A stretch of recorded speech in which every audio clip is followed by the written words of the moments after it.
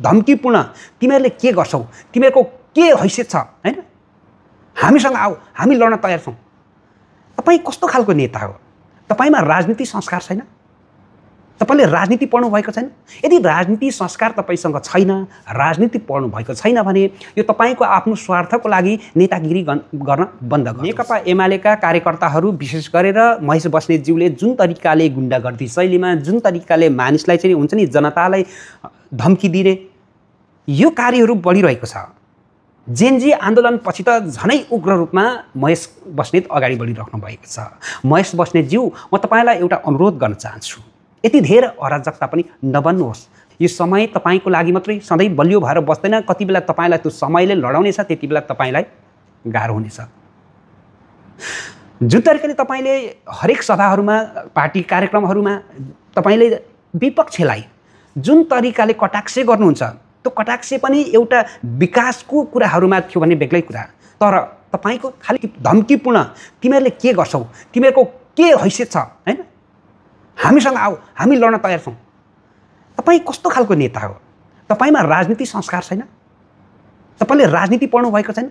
यदि राजनीति संस्कार तपाईँसँग छैन, राजनीति पढ्नु भएको छैन भने यो तपाईँको आफ्नो स्वार्थको लागि नेतागिरी गर्न बन्द गर्नुहोस्। अनि तपाईँहरूले जसरी अहिले महेश बस्नेतको चाहिँ एकदम हाई गरिराख्नु भएको छ, तपाईँले के आशा राख्नु भएको छ? एउटा नेताले जबकि जनतालाई त्यो खालको धम्की दिन्छ, जनतालाई आफ्नो विरुद्धमा बोलो भन्दैमा कुट्दै हिँड्छ भने त्यस्ता नेताको तपाईँ के आशा राख्नुहुन्छ?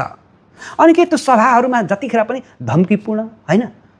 अनि त्यस्ता खालको अराजक बन्नु, अनि त्यस्ता खालका चाहिँ गुण्डागर्दी शैली गर्नु मात्रै हो?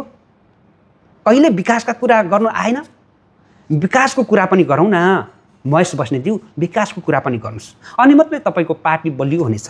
नत्र तपाईँहरू जस्ताले गर्दाखेरि तपाईँहरूको पार्टी आफै खरानी हुनेछ। यो सत्य यथार्थ हो।